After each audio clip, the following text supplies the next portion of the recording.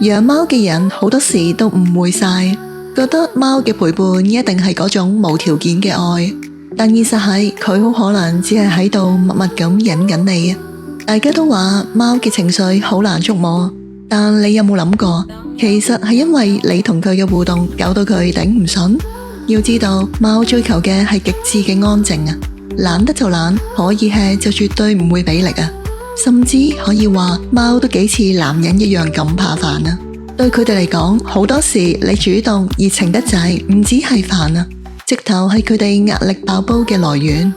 今集我哋就嚟傾下，作為全宇宙最怕煩嘅物種啊，貓到底收埋對你有幾多不滿呢？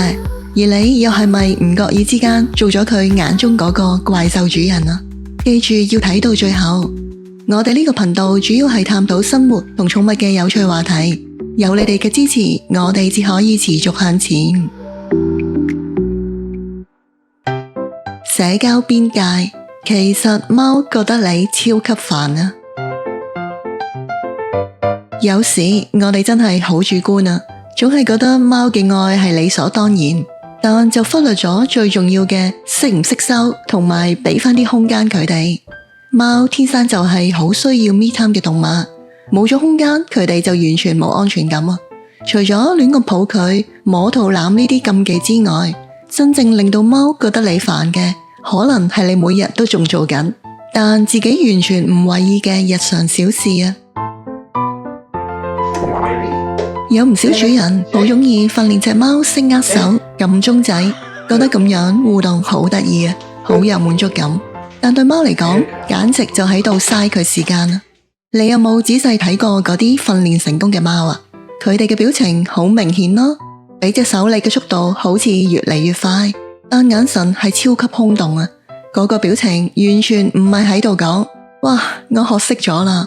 佢心入面其實係喺度諗啊，要做嘅我都做晒咯，快啲攞粒零食出嚟啦，唔好再嘥我時間啦！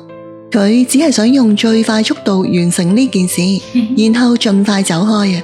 最令佢哋崩潰嘅係，上次明明做一次就有得食，今次竟然要佢做3次啊！真係太過分啦！玩貓棒玩到一半，你攰啦就直接將玩具收埋啊！呢樣嘢對貓嚟講簡直超級災難啊！你要知道，貓玩遊戲係要有完整流程㗎。追逐、捕獲，最後 KO 埋，然後先至係休息啊！當佢停低想唞下啖氣啫，你竟然以為佢玩夠啦就強行剎停啊！呢樣嘢真係好離譜咯！感覺就好似你睇戲睇到一半，隔籬嗰個突然熄咗部電視話，睇你嘔成咁，應該唔想睇落去啦啩？唔該啦，佢嘅腎上腺素先至啱啱開始熱身，你竟然單方面就想收工啊！對佢嚟講真係好掃興啊！喺貓嘅世界入面，屋企每一處都係佢嘅領土啊，而門就係最關鍵嘅設施。每當你閂埋道門啊，對貓嚟講，你就係單方面封鎖佢嘅地盤。特別喺夏天要開冷氣或者有人嚟屋企，呢種衝突就仲嚴重。你閂埋道門係為咗慳電或者要咩私隱喎？但喺佢眼中，你直頭係挑戰緊佢嘅權威啊！仲有最睇唔過眼係你嗰種猶豫不決啊！對貓嚟講，道門一係全開，一係就全閂啦。如果你只係開一條罅仔喺度裝下，佢真係會用一種超級不屑嘅眼神望實你，好似喺度講話：你到底想點樣啊？又喺度想嘥我時間啊！好多主人因為太緊張自己隻貓啦，成日忍唔住一直跟喺佢 pat 後面啊，望住佢食飯咯，望住佢去廁所，好驚佢出咩意外或者整污糟個地板咁。當你覺得呢啲只係關心，但對貓嚟講真係好騷擾啊！貓係非常注重私隱嘅，食飯同埋去廁所就係佢哋最脆弱嘅時候。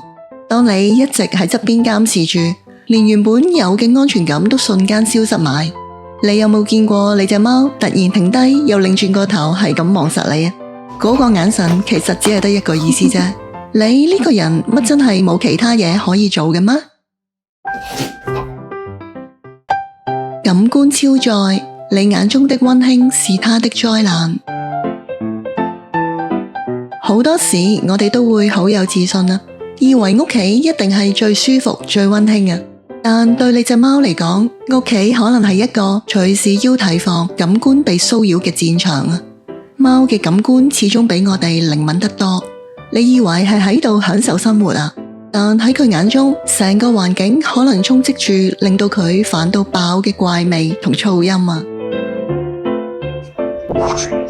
唔少主人好鍾意對住隻貓發出啜啜聲，覺得咁樣好 sweet 咁。但其實貓嘅聽覺真係好靈敏，呢種高頻又短促嘅聲音對佢哋嚟講係超級難頂啊，甚至會覺得有威脅感。你以為係喺度傳情達意啊，但對佢嚟講真係好難接受啊。仲有嗰啲好似永遠講唔完嘅疊字，乜嘢貓貓、乖乖、餓啦，每一個音都係聽覺騷擾啊。佢真係唔係喺度欣賞緊你，而係長期喺度忍受緊你先啱。覺得你呢個人連控制下自己個通嘅技術都冇，真係完全唔掂啊！好多人一返到屋企就大嗌我返嚟啦，覺得咁樣好有儀式感啊！但對嗰啲啱啱瞓醒晏覺嘅貓嚟講，呢下簡直同火警鐘冇乜分別。佢唔係唔歡迎你返屋企啊，佢只係希望你唔好將返屋企搞到好似突擊演習咁，好冇啊？安安靜靜咁入屋，等佢自己決定過唔過嚟打招呼，呢啲先係對佢作息最基本嘅尊重啊！吸塵機對貓嚟講唔止係噪音啊，仲係一個完全冇辦法預測嘅入侵者。佢可以亂咁跑，把聲時大時細咁，喺佢嘅地盤上橫衝直撞都冇人理㗎。對貓嚟講，呢樣嘢唔係工具，而係一隻會尖叫嘅不明生物啊！其實唔止係吸塵機啊，好似風筒或者榨汁機呢啲突然滾滾聲發動嘅嘢，對貓都係一樣覺得咁大威脅啊！你喺嗰度認真打掃或者吹頭髮，但喺佢眼中，你根本就係喺度同外星怪物聯手嚟嚇佢咯。雖然佢最後都知呢啲嘢唔會真係傷害到佢，但最無奈嘅係想安安靜靜瞌下啫，點解偏偏要喺呢個時候嚟煩住晒啊？貓嘅嗅覺比我哋人類靈敏10幾倍㗎。你平時嗰啲香薰、煙味，對佢嚟講簡直就係氣味霸凌。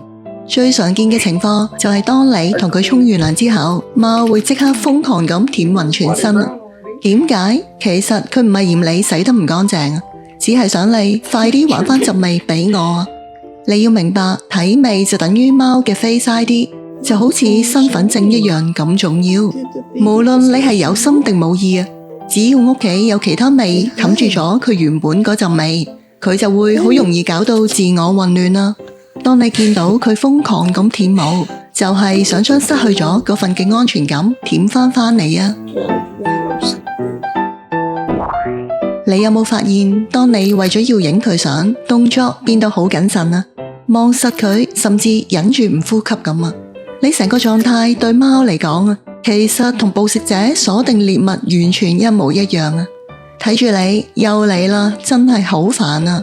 一日到黑都喺度話要 share 俾朋友喎，你想點？佢早已經睇得一清二楚啦，所以佢先至會喺你撳掣前嗰一秒突然另歪面，完全拒絕配合你，將佢當係社交工具啊！沉默爆發，看懂貓的最後警告。想喺養貓呢條路上避免見血，學識睇明貓嘅微表情，絕對係每個主人最關鍵嘅一課。貓平時好少會無啦啦攻擊人嘅，喺佢真正發火拆屋之前，可能神早已經俾咗無數次警告你啊，只係你完全發現唔到啫。當你見到佢條尾尖開始喺度輕微拍打，耳仔稍為向後接嘅時候，呢個就係第一個警告信號啦。佢其實係警告緊你，我真係開始嫌你煩啦，見好就收啦，好冇？呢個係佢作為一隻成熟有修養嘅貓，最後俾你個少少面啊！呢呢個時候，如果你觀察到佢背脊或者條腰嘅皮膚好似過電咁喺度快速震動，呢個就係佢非常唔耐煩嘅表現嚟啦，代表佢嘅肌肉已經隨時 ready 做反擊，只係神經系統仲喺度拼命咁壓抑住咋。如果你喺摸貓嘅時候感覺到呢種震動，唔該立即停手啊，唔係下一秒啊，係呢一秒就要停。呢個係佢俾你最後一次文明嘅機會。仲有，如果佢專登將個頭轉去第度啊，嗰度唔係有風景睇啊，係佢用最後嘅克制話俾你知，我真係唔想再理你啦，唔好要逼我出手啊。如果見到佢已經瞳孔放大，耳仔向後晒，成條尾又大力拍打地面啊，有啲貓仲會出埋聲，但更多嘅貓係選擇沉默。但要記住啊，沉默絕對唔係代表平靜，沉默嘅貓通常比出聲嘅貓更容易爆發。喺佢真正開口咬你之前，會有一個好短促嘅預備動作，後腳嘅重心微調，身體向前傾，呢個就係令你見血之前嘅最後一秒啊！貓嘅攻擊絕對唔係無緣無故，而係你一直喺度扮盲，無視佢嘅警告，對佢嚟講只係你自己攞嚟㗎。你要知道，每隻貓嘅容忍度都唔同㗎，黐人嘅貓或者可以陪你玩耐少少，但大部分都係嗰種好怕人煩、好需要 me time 嘅貓啊。對佢哋嚟講，最完美嘅距離只不過係你坐喺 sofa 左邊睇書啊，佢就打橫喺右邊 chill 下咁咯，大家互不干擾啊。呢個係佢哋認為最高品質嘅陪伴。當然講就易啦，做落真係另一回事。就好似你朝早趕時間返工咁，喺屋企爭啲俾隻貓棘到啊。對貓嚟講，呢個根本唔係咩意外咯，純粹係因為你動作太粗魯啊，覺得你呢個人不嬲都係咁麻煩㗎啦。喺佢嘅思維邏輯入面，其實係你闖入咗佢條巡邏路線啊，唔係佢喺度阻住你啊。所以喺平時相處嘅好多細節上，最好你就識做啲啦，甚至喺必要時自動消失啊，咁先至唔會令到你喺隻貓心目中變咗個怪獸主人啊。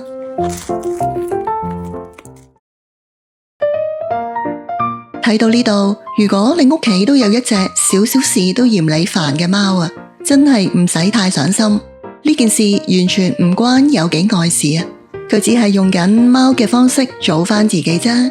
佢對你冷淡啲，或者成日避開你，純粹係一種自我保護。